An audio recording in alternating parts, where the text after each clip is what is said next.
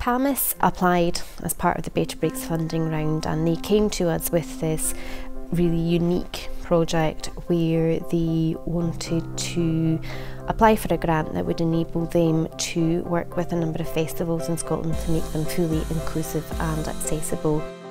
This project is very much about families being able to access festivals, to make that possible for them and experience all the benefits and fun that a festival can offer them without experiencing some of the barriers that they might usually experience, such as not having access to adequate toilet facilities or not being able to participate in the festival programme. The type of festivals we identified as festivals like Wildhood, where people can feel safe, where they can join in the activities that are there along with mainstream children.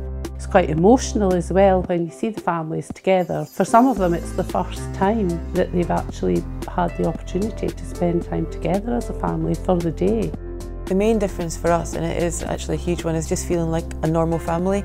There are difficulties when you go to a festival where you have lots of healthy children running around, and I think the delicate balance that they work out is how to make you feel involved. It made the festival normal for us, and it was actually a really fun family day out. That's really important, not feeling on the sidelines, and it makes you feel that your kid's valued. So we worked with PAMIS with the hoist toilet so that we could have children and families with disabilities involved at the festival.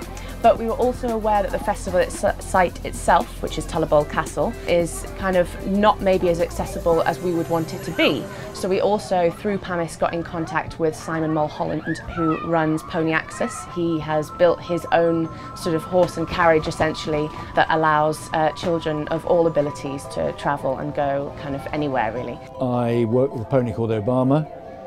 We take people onto the beach, around the countryside, places like Tullibol Castle. We take people who use wheelchairs to the places that no one else takes them to. I was very impressed with it. I just thought it was so different from any other kind of festival that I've been to. The setting was beautiful and they had a lot of just different things, you know, and it all kind of felt like it was working with nature. They also had a big marquee there, so Ariane and other kids, like, you know, that were in wheelchairs, were sitting with other families and blethering, talking and things like that. So it felt very, very inclusive. They also know if they get stuck that I can come and get them out and get them back, or if they're too tired or whatever it may be. It's inclusion, and inclusion does matter. This grant has allowed us not just to open festivals up for people with profound disabilities to attend, but also for people with milder learning disabilities to actually participate and deliver something at a festival. I worked with PAMIS to take the multisensory story to the festival.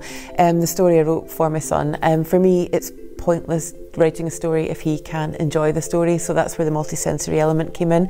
It was developed with PAMIS, so there were textures, there were sounds, and seeing other kids actually enjoying it was amazing. So it's they've opened that up a lot for me. So we have, I think, another festival that we're doing the story at, and PAMIS are taking the story to schools.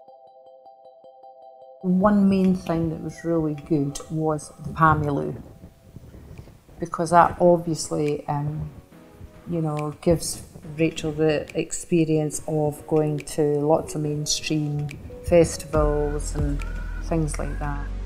I don't think all festivals think about that. I think festivals often think if they provide a portaloo, you know, the typical disabled portaloo, that's enough that they're doing, but it isn't. They really need to have one that has a hoist and a bed and everything like that, because most people are in a wheelchair for a reason. They can't stand up and transfer to a toilet, and that's the big issue. So one of the things that we're really pleased that's coming out of this is a good festival guide that PAMIS is going to produce, where we can share that learning and take it forward, so that if other people want to organise festivals that are inclusive, they can look at the information that's available and share that knowledge and experience and best practice, and then hopefully build on that themselves as well. The guide will be a guide for festivals to really hone down what they have to do to make the festival truly inclusive. For example, a fridge to keep medication in. That would be crucial for some families, and that would make the difference whether that family could attend or not. Don't be afraid to say, actually, I don't know. I'm not really sure what's right, and there's nothing wrong with that. There's nothing to be ashamed about that, but you have to have the conversation. And seeking out that knowledge is the best possible way that you can create an inclusive environment for all people. I don't think it takes a huge amount of effort to create events that are suitable for people, and I just think they need to ask the people that know the answers, ask the families, ask the carers. We know what the children need, we know what they respond to, so ask us, we're always keen to help, we always want to be heard.